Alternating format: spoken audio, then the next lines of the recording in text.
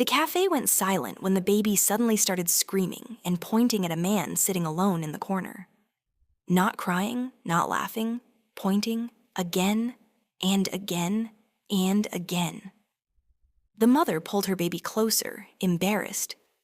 "I'm so sorry," she whispered. But the baby wouldn't stop. And when the stranger slowly stood up, the mother's face turned completely pale because she recognized him. Rain hammered against the cafe windows as Emily tried to calm her 1-year-old son, Noah. "Shh, it's okay, baby." But Noah kept staring across the room. Tiny finger extended, eyes wide, at a man wearing a dark gray hoodie. He sat alone near the back, quietly drinking coffee.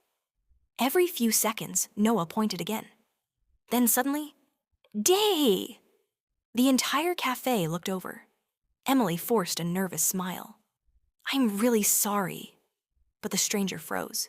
His coffee cup trembled in his hand. And slowly, he looked up.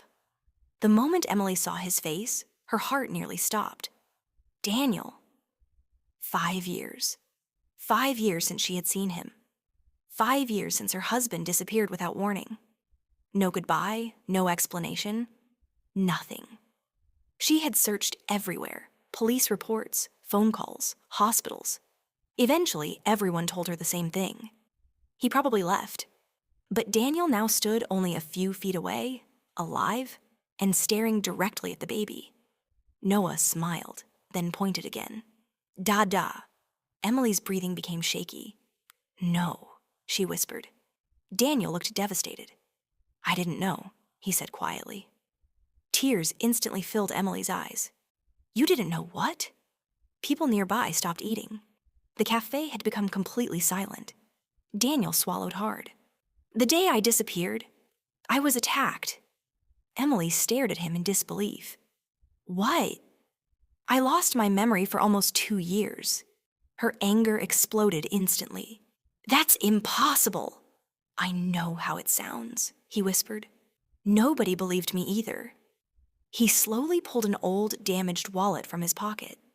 Inside was a faded photo. Their wedding picture. Emily's hands began shaking. "I carried this the entire time," he said, "even when I couldn't remember my own name. I knew this woman mattered to me." Emily couldn't speak. Daniel continued softly. "A month ago, everything started coming back." The baby suddenly reached both arms toward him. The entire cafe watched in stunned silence. Daniel hesitated, then slowly stepped closer. Noah giggled instantly, like he already knew him. Emily's eyes filled with tears she had held back for years. "You really don't remember leaving?" she whispered. Daniel shook his head. "The last thing I remember was rushing home to tell you I got the new job." Emily covered her mouth. "That was the exact night he disappeared." Daniel's voice cracked.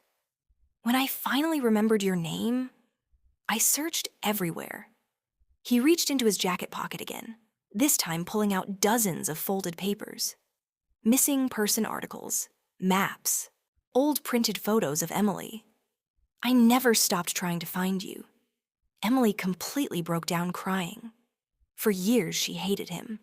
For years she thought he abandoned her. But now, the man standing in front of her looked just as broken. Noah suddenly grabbed Daniel's finger tightly and refused to let go. An older woman sitting nearby quietly wiped tears from her eyes.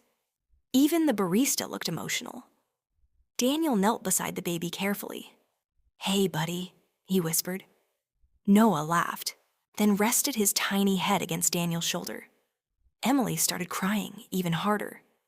Because somehow, without ever meeting him before, her baby knew. The rain outside finally began to slow. And inside the cafe, for the first time in 5 years, their family sat together again,